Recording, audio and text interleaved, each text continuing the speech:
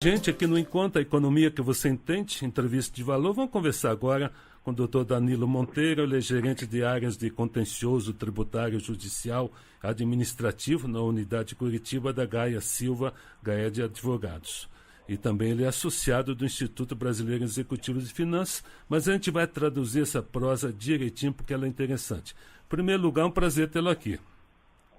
Bom dia, Macais. É um prazer estar com você e com seus ouvintes.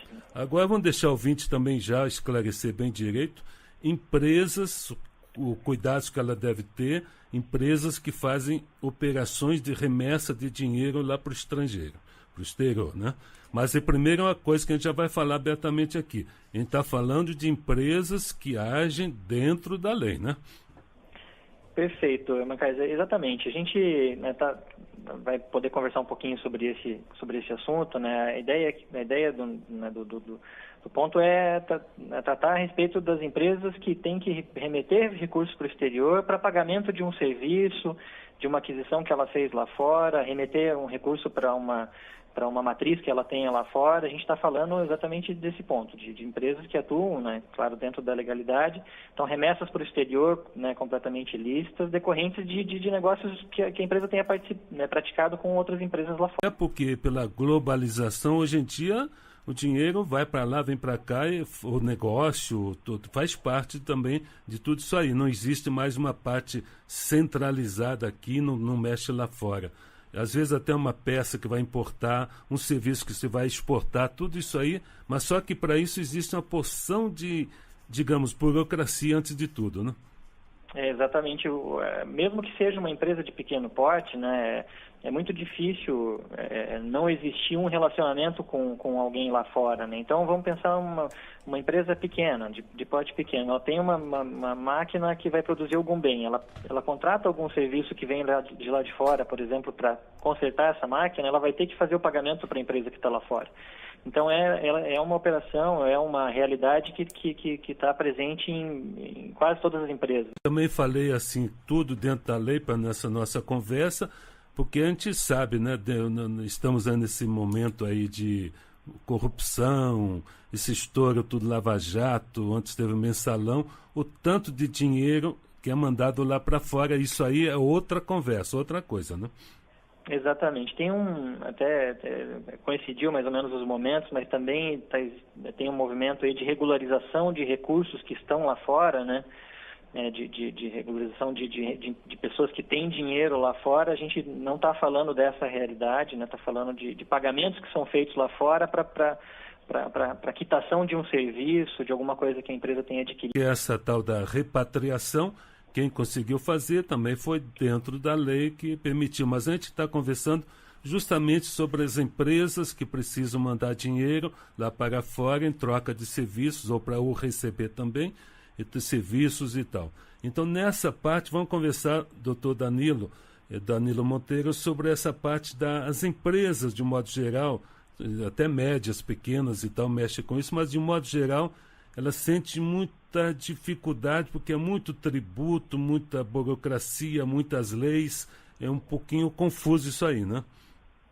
É demais, Macais. A gente tem a oportunidade de estar tratando desse assunto no dia a dia aí do nosso escritório, e assim como existe aí na legislação interna, né, em relação aos pagamentos que são feitos aqui internamente, a gente tem muita dificuldade em compreender, né, o contribuinte tem muita dificuldade em compreender todo esse emaranhado de legislação, a interpretação por parte da Receita Federal, né, dos fiscos estaduais e municipais também, ela é divergente muitas vezes, ela não segue uma técnica, né, jurídica, uma técnica tributária, então gera muita dúvida mesmo nas empresas e existe de fato muita insegurança também, né, nesse tipo de pagamento. Muitas vezes há centenas de coisas abarrotando os tribunais, né, justamente por causa dessa interpretação, se devia pagar um tal tributo ou não, se foi cobrado a mais ou menos, então está tendo muita coisa para a justiça resolver, né?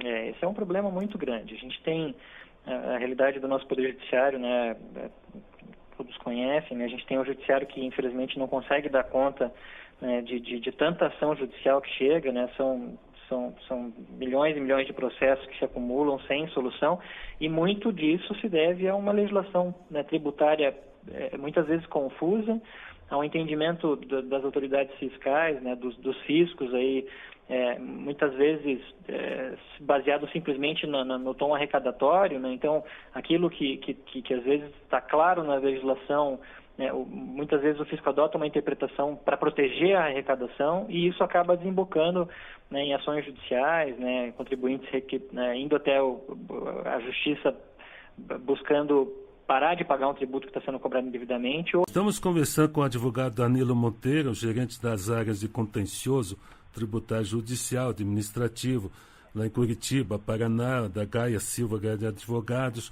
mas sobre o seguinte: empresas precisam ficar atentas, legislação complicada, tributária, regulatória, quando mandar dinheiro, remessas ao exterior. Pode evitar, com isso, evitar riscos, prejuízos e tudo, né? Então, o ponto, antes de a gente entrar nesse ciclo nacional de debates, doutor, é uma parte assim que são mais de 30 tratados também que existem entre o Brasil e outros países. Isso também, tudo bem que tem uma finalidade, mas também é um complicado a mais, né? E as empresas precisam estar atentas, porque o tratado, muitas vezes, né, só um pouquinho antes, né, qual que é a função do tratado, né? O tratado ele tem por finalidade definir competência tributária, né? Então, definir, diante de uma relação aí de dois países, quem que vai poder cobrar um tributo, né, um imposto incidente sobre uma operação, né? Então, estou fazendo um pagamento de recursos para a França, por exemplo. O Brasil poderia tributar e a França poderia tributar. O acordo, né, o tratado, vem justamente para dizer quem que vai poder cobrar o imposto naquela situação, né? Então, de fato, são diversos tratados, o contribuinte tem que sempre estar atento para ver se naquela situação específica, com aquele país com o qual ele está se relacionando, existe um tratado para estabelecer esses parâmetros, né, de regras de tributação, para que ele não pague indevidamente aqui ou não pague indevidamente lá, né? Então, isso é fundamental. Por isso que é importante, não só no caso de pequena empresa, média empresa, até o contribuinte individual, quer mandar dinheiro para o exterior, quer resolver de lá para cá, tem negócio, exportação, o que for, comprar um serviço e tal, precisa da ajuda, da participação de um especialista, né? Por isso que estamos conversando com o senhor, né? O ideal, né, Mancais, assim, a gente fala isso para os clientes, né, sem nenhum problema. O ideal é que não fosse assim, né? A gente deveria ter uma legislação um pouco mais clara, né? É evidente que há casos em que você não tem como fugir da ajuda de um especialista, né? Mas a gente entende que existe um espaço muito grande ainda de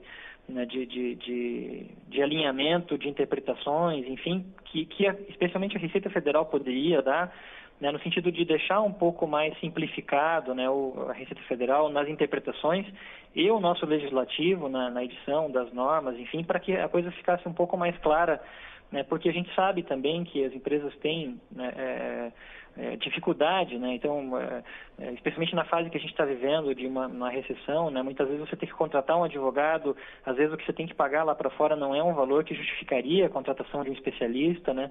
E às vezes muitas vezes você acaba pagando um tributo indevido porque, né, acaba ficando inviável a contratação, então, de um profissional especializado. Então, é importante, sim, a gente, né, entende que é importante você estar bem assessorado, porque são muitas nuances que devem ser observadas, mas é importante também a gente refletir sobre esse papel que nós entendemos que o nosso legislador deveria ter, a Receita Federal também deveria ter como aplicadora das normas, para deixar a coisa um pouco mais simplificada, para que não fosse preciso, né, em qualquer situação. Conversando com o doutor Danilo Monteiro, especialista, advogado, justamente sobre os cuidados que uma empresa deve ter na remessa de dinheiro, o que for para lá para o exterior, de lá para cá.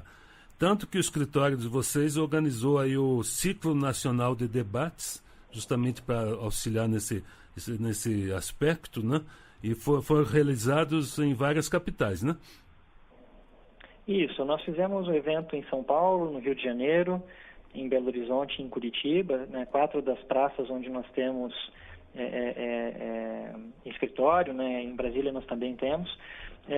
E o objetivo do evento era justamente esse, né, na linha do que nós já havíamos, né, conversado, é tentar trazer um pouco esse assunto para as empresas, para os interessados, para tentar tirar dúvidas, colocar o ponto de vista das autoridades fiscais, o ponto de vista da justiça, né, como é que os tribunais têm interpretado essas questões tributárias, né, quando se fala em remessa de recursos para o exterior.